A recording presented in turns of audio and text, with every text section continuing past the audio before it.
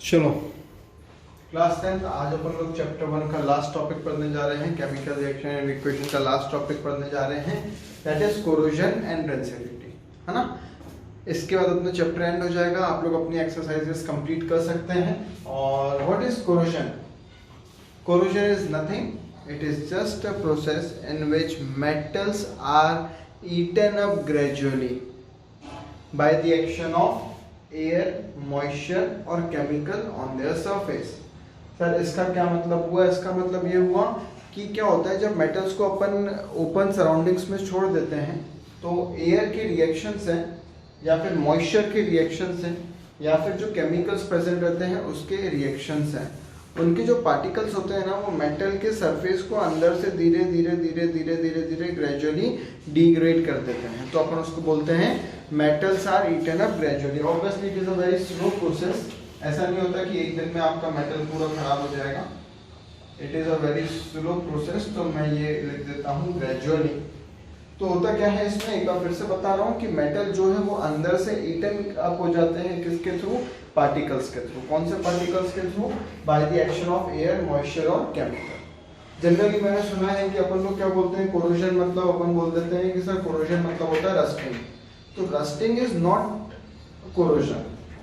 Rusting is just a example of corrosion and corrosion is a process. जैसे कि rusting किस में होती है? रस्टिंग जनरली आयरन में होती है। तो उसकी रिएक्शन क्या हो गई? Fe जो आपका आयरन है, Fe which is your iron, O2 will be your molecules of oxygen,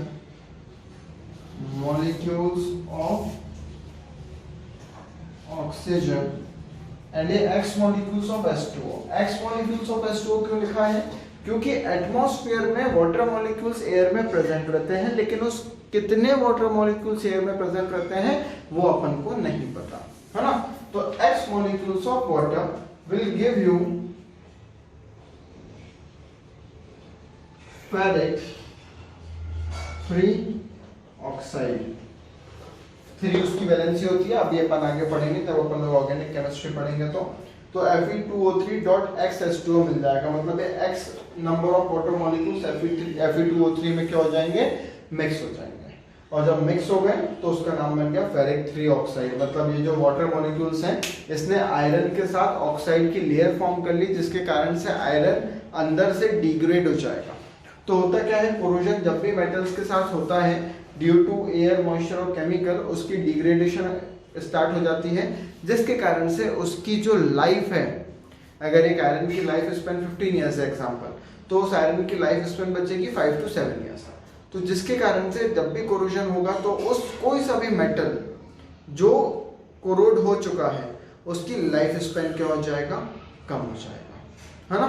तो corrosion is in corrosion is a process in which metals are eaten up gradually, बहुत धीरे प्रोसेस होती है, by the action of air, moisture या फिर chemical on their surface। इसमें एक example है and this is an example for your rusting। This is an example of corrosion, that is rusting। This is an example of corrosion, that is rusting, है ना। तो ये rusting की एक क्या हो गई? केमिकल रिएक्शन हो गई। इसको आप चाहो तो दोस्तों बैलेंस कर सकते हो, और बैलेंस करने के बाद इसकी रिएक्शन क्या बनेगी वो मैं बताता हूं आपको। ये मैंने रिएक्शन फिर से लिख दी, और यहाँ पे Fe2 है, यहाँ पे सिंगल Fe है। तो अगर मैं यहाँ 2 लगा दूंगा तो ऑक्सीजन की प्रॉब्लम हो जाएगी। एक काम करता हूँ, मैं यहाँ पे लगाता हूँ 4 Fe और यहाँ पे मैं लगा देता हूँ 2। तो Fe के 4 मॉलिक्यूल्स, यहाँ पे Fe के 4 मॉलिक्यूल्स, लेकिन ऑक्सीजन के यहाँ कितने हो गए? O3 × 2 O6। तो मैं यहाँ लगा देता हूँ 3। X number of water molecules और X number of water molecules तो अपन वैसे का वैसे ही रहने देते हैं, क्योंकि असली में कितने मॉलिक्यूल्स प्रेजेंट है अपन को पता ही नहीं है, तो अपन उसको बैलेंस कैसे करेंगे? तो वहां पे X लिखे रहने देते हैं। बाकी यहाँ पे अगर आप Fe और O2 को देखो और Fe और O3 को देखो तो यहाँ पे ऑक्सीजन के 6 मॉलिक्यूल्स, यहाँ पे भी 6, यहाँ पे Fe के 4, यहाँ पे भी Fe के 4। ये XH2O को मैंने हटा दिया क्योंकि H2O के कितने मॉलिक्यूल्स हैं मुझे पता ही नहीं है। है ना। So this is the example for your rusting. This is the example for your rusting, which is just a small example of corrosion. And corrosion is a whole process in which metals are eaten up gradually by the action of air, moisture and chemical on their surface, which are chemicals which are present on their surface. और होता क्या है, इसमें metals को अंदर से क्या कर लेते हैं, पार्टिकल्स ईट कर लेते हैं, जिसके कारण से उस मेटल की जो लाइफ जर्नी है, लाइफ स्पैन है, वो क्या हो जाता है, कम हो जाता है। इसी तरीके से अपन लोग दोस्तों एक और टर्म पढ़ेंगे, last term, that is rancidity. Just note down and study material में इसके नोट्स आपको प्रोवाइड करवा चुका हूं मैं, सो जस्ट नोट डाउन। चलो, तो कोरोजन में भी आपकी चीजें खराब हो रही थी एंड रेंसिडिटी में भी आपकी चीजें खराब ही होंगी।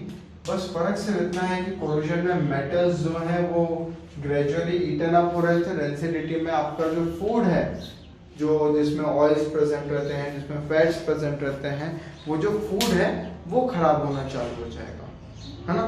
जो आपका फूड है वो बेसिकली होता क्या है, वो बाहर के एटमॉस्फेयर से ऑक्सीडाइज हो जाता है। ऑक्सीडाइज हो जाता है मतलब ऑक्सीजन के मॉलिक्यूल्स, वाटर मॉलिक्यूल्स अपने अंदर गेन करता है। तो जब ऑक्सीडाइज होता है फूड तो वो खराब हो जाता है। तो इस प्रोसेस को अपन बोलते हैं रेंसिडिटी, है ना। तो आप लोगों को रेंसिडिटी का क्या मतलब समझ में आया कि फूड जब बाहर के एटमॉस्फेयर के कारण से खराब हो जाए तो that is the process known as rancidity. अब होता क्या है आपको बताऊं कि आप लोगों ने कई बार देखा होगा कि आपके यहाँ सब्जी बनी लेकिन बाहर रखा तो वो खराब हो गई, अपन लोगों ने सुना होगा। और खराब होने की कुछ कैरेक्टरिस्टिक्स होती है, आइदर उसके कलर में चेंज आ जाएगा या फिर आपको देखने को मिलेगा कि उसमें से स्मेल आएगी, बहुत खराब स्मेल आएगी, बैड स्मेल करेगा वो, है ना, या टेस्ट में उसका डिफरेंस आ जाएगा, है ना। आप लोगों ने ये भी देखा होगा कि जो गर्मी का टाइम होता है, गर्मी में आपका खाना जल्दी खराब हो जाता है ना। तो जल्दी खराब क्यों हो जाता है, क्योंकि वो बहुत जल्दी गर्मी में ऑक्सीडाइज होता है, मॉलिक्यूल्स के पास ज़्यादा काइनेटिक एनर्जी रहती है ड्यू टू हाई टेम्परेचर।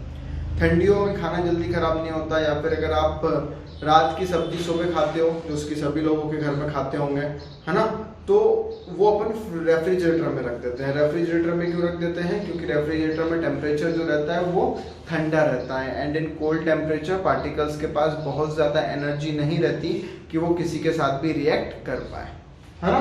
तो रेंसिडिटी, अच्छा रेंसिडिटी को हिंदी में जो अपन बोलते हैं, rancidity in Hindi is known as विकृत गंधता। हिंदी में रेंसिडिटी को अपन बोलते हैं विकृत, मतलब चेंज, गंधता मतलब होता है उसकी स्मेल। तो विकृत गंधता, तो रेंसिडिटी को हिंदी में अपन बोलते हैं विकृत गंधता। मैंने आप लोगों की मैसेज वाली हिंदी लिखी है, हिंदी एक्सपेक्ट मत करना मेरे से, मैं लिख भी नहीं पाऊंगा, ठीक है। तो हिंदी में क्या बोलते हैं अपन उसको, विकृत गंधता। और हमेशा ध्यान रखना, जब आपका फूड खराब होता है उस प्रोसेस को बोलते हो रेंसिडिटी। बहुत सारे प्रिवेंशंस भी आप इसमें ले सकते हो। प्रिवेंशंस मतलब आप कोई एंटीऑक्सीडेंट का यूज करो। एंटीऑक्सीडेंट मतलब जो आपके ऑयल एंड फैट वाले फूड को ऑक्सीडाइज ना होने दें, तो एंटीऑक्सीडेंट्स का यूज करो। जैसे कि आप लोगों ने देखा होगा कि अंकल चिप्स वगैरह में चिप्स तो 10 रहती है लेकिन बाकी पूरे पैकेट में एयर रहती है। तो एयर क्यों रहती है, क्योंकि अंकल चिप्स बहुत ज़्यादा ऑयली और उसमें फैट्स भी रहते हैं। तो उसमें अपन नाइट्रोजन गैस फिल कर देते हैं जिससे वो बाहर के एटमॉस्फेयर से रिएक्ट नहीं हो पाता, जिससे वो बाहर के एटमॉस्फेयर से ऑक्सीडाइज नहीं हो पाता है। और भी आप और भी प्रिवेंशन ले सकते हैं इसमें कि आप वैक्यूम टाइट कंटेनर का यूज करें। तो वैक्यूम टाइट कंटेनर में वो बाहर के एटमॉस्फेयर से अगेन आपका खाने को प्रिवेंट करेगा। आप लाइट से दूर रखिए अपने खाने को। आपने देखा होगा कि जब फ्रिज आप बंद करते हैं तो लाइट फ्रिज की बंद हो जाती है। रीजन यही है कि अगर लाइट में पार्टिकल्स ज्यादा रहते हैं और उनको लाइट से एनर्जी मिलती है, और अगर लाइट से उनको एनर्जी मिलेगी तो आपका खाना जल्दी खराब होगा। तो उसको लाइट से दूर रखें, है ना। ऐसे करके कुछ प्रिवेंशंस आप रेंसिडिटी को रोकने के लिए ले सकते हैं। तो होप सो यहाँ तक आपको समझ में आया होगा। एंड यहाँ अपना चैप्टर कंप्लीट होता है। आपके स्टडी मटेरियल के पीछे कुछ क्वेश्चन बैंक होगा, उसको सॉल्व करना, एनसीईआरटी के blue index question bank exercise को सॉल्व करना। एंड कोई भी डाउट हो तो मेरे से आप लोग पूछ सकते हैं। In next video we will start our chapter light. Okay, thank you all of you.